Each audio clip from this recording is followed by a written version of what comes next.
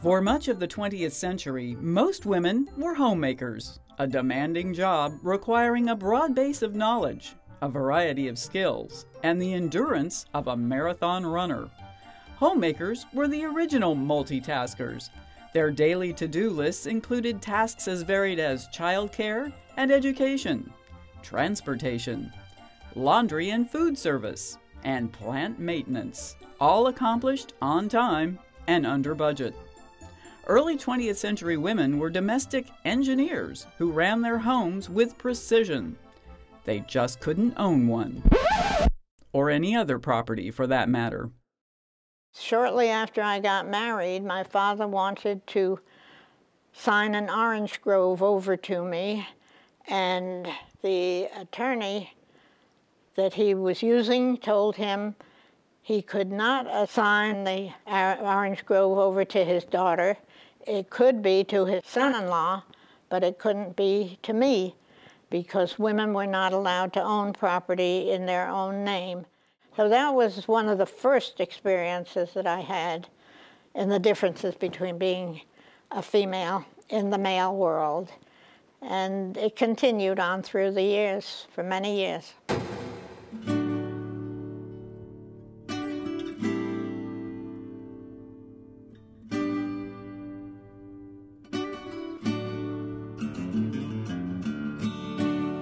During the 1960s, things began to change. In 1963, the Commission on the Status of Women reported substantial discrimination against women in the workplace. That same year, Betty Friedan published The Feminine Mystique. The influential book galvanized the modern women's rights movement. By then, things were kind of coming around, but there was very definitely just a housewife mentality, and eyes would glaze over, and if that's what you did, that's all you could do. But there was a progressive thinker in the State House.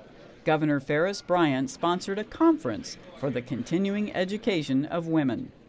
I was appointed a delegate to that conference, and there were women there. Particularly, there was one of the women deans from Bennington University who spoke, and I really became inspired at that conference, and I thought, if they can be starting programs for women up there in New York State, why can't we do something for women here in Florida? In 1967, we started the CCEW here. The first program the CCEW sponsored was the Rusty Lady Lecture Series. Its goal was to bring women who had spent years in the background supporting their husbands and children up to speed on the latest developments in a variety of fields. We charged, I think, $5 for a series of 8 lectures, something like that, and many women came and became inspired to go on with their education from that point. One of those women was Nanelle Russ. I was 39 years old. I had 8 children. The youngest was just going off to kindergarten. She wanted to go back to school, but felt she was too old to go. So she was the one who encouraged me. Nanelle was a successful student. After her graduation at Valencia, she headed to UCF, ultimately earning her master's degree. And B was the seed, and she was more than the seed. I think she watered the seed and got it going and kept fertilizing it over the years. We found that many women not only wanted to continue their education, but they didn't know what direction to take, and they needed help and advice. With borrowed space, donated office furniture, and volunteer counselors, the CCEW set up a counseling center for women who wanted to return to school. The innovative program caught the eye of Valencia Community College president, Dr. Jim Golachek. He suggested the CCEW join forces with the college and form the Center for Continuing Education for Women at Valencia. The partnership was a success. We were able to start really doing professional counseling, offering career counseling, offering volunteer counseling, offering all kinds of opportunities, as well as special courses for women. The courses were as varied as the women who took them. Do not bend, fold, staple, or mutilate, introduced women to the new occupation of data processing. Women in citrus helped female grove owners become competent in agribusiness. But the offering with the most profound impact on women was the Displaced Homemaker program. One of only 2 programs in the United States at the time, it served women over 35 who through death, divorce, or disability had become head of household.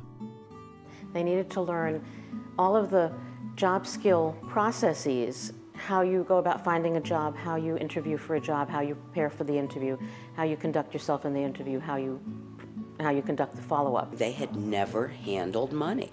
They had never owned property. They had never paid the bills. The Displaced Homemakers program provided a crash course on the business side of life. Local experts taught women how to handle a checkbook, choose insurance, buy a house, and save for retirement. But first, they needed jobs. Many of them felt completely worthless. I'm only a wife, I'm only a mother. And in the program, we would make them realize that so many of the things they had done as a wife and a mother made them very, very capable people. They were managers. They had managed in so many ways that they had fantastic capabilities. And we would help them build a resume out of their life experiences. They helped me do that, and I was very grateful for that because most everything I had done for the past 10 years had been as a volunteer in the community. And while all that translated to really marketable skills, I didn't know how to put that on a resume, and they helped me do that. CCEW volunteer Jane Brownlee was a wife, mother, and student who spent time each week helping displaced women get their lives on track.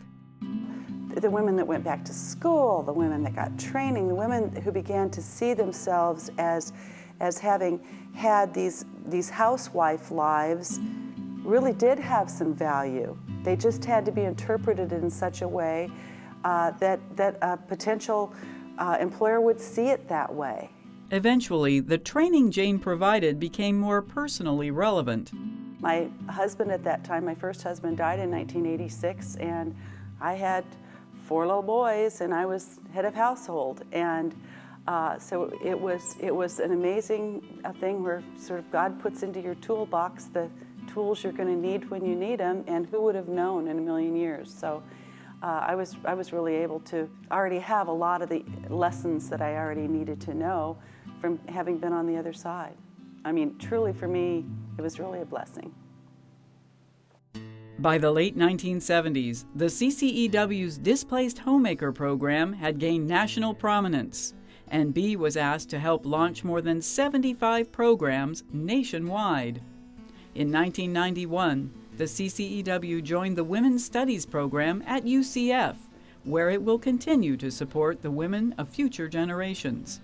Inspired, nurtured, and guided by Bee Ettinger, the award-winning CCEW has elevated the lives of countless local families.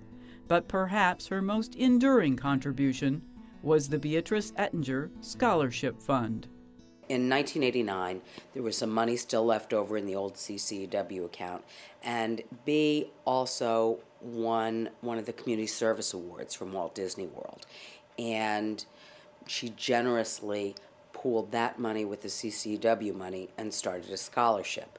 And she didn't want to call it the Beatrice Ettinger Scholarship, but we all insisted. And I think about, through her whole lifetime, how many women Bee has helped.